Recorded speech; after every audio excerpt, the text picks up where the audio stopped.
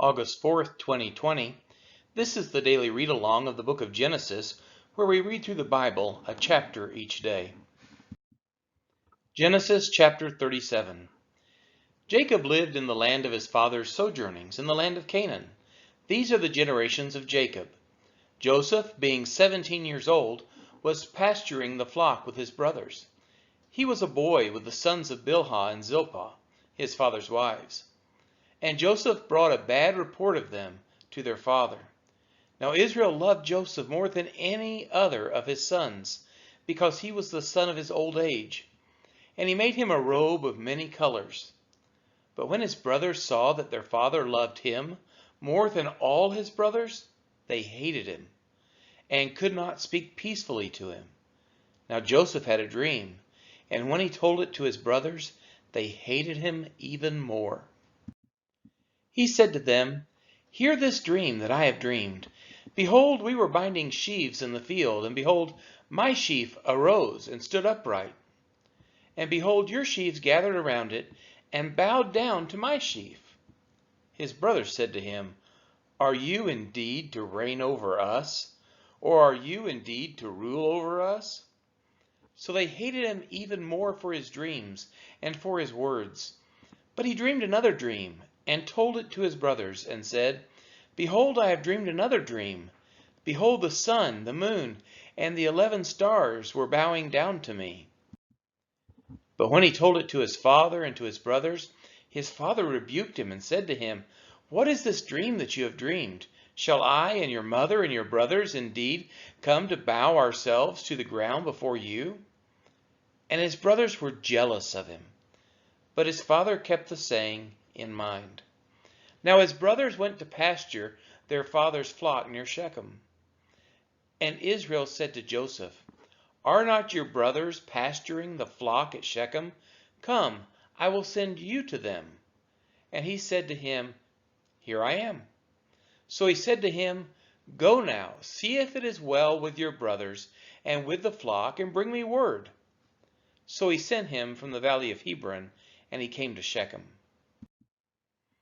And a man found him wandering in the fields, and the man asked him, "What are you seeking?" "I am seeking my brothers," he said. "Tell me, please, where are they pasturing the flock?" And the man said, "They have gone away, for I heard them say, 'Let us go to Dothan.'" So Joseph went after his brothers and found them at Dothan. And they saw him from afar, and before he came near to them, they conspired against him to kill him. They said to one another, "Here comes this dreamer. Come now, let us kill him and throw him into one of the pits. Then we will say that a fierce animal has devoured him, and we will see what has become of his dreams." But when Reuben heard it, he rescued him out of their hands, saying, "Let us not take his life." And Reuben said to them, "Shed no blood. Throw him into this pit here in the wilderness, but do not lay a hand on him, that he might rescue him out of their hand to restore him to his father." So when Joseph came to his brothers, they stripped him of his robe, the robe of many colors that he wore, and they took him and threw him into a pit. The pit was empty, and there was no water in it.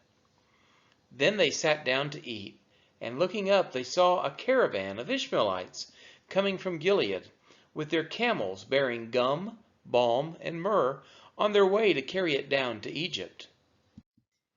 Then Judah said to his brothers, "What profit is it if we kill our brother and conceal his blood?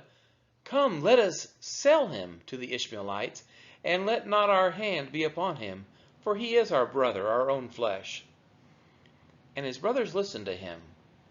Then Midianite traders passed by, and they drew Joseph up and lifted him out of the pit and sold him to the Ishmaelites for 20 shekels of silver.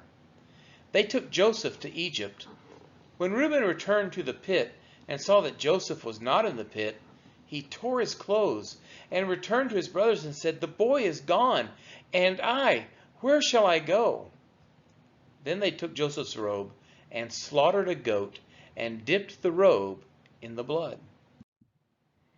And they sent the robe of many colors and brought it to their father and said, "This is what we have found. please identify whether it is your son's robe or not." And he identified it and said, "It is my son's robe. A fierce animal has devoured him. Joseph is without doubt torn to pieces."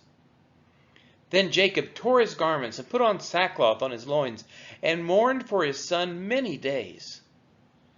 All his sons and all his daughters rose up to comfort him, but he refused to be comforted and said, "No, I shall go down to Sheol to my son mourning." Thus his father wept for him. Meanwhile, the Midianites had sold him in Egypt to Potiphar, an officer of Pharaoh, the captain of the guard. This has been the reading of Genesis chapter 37.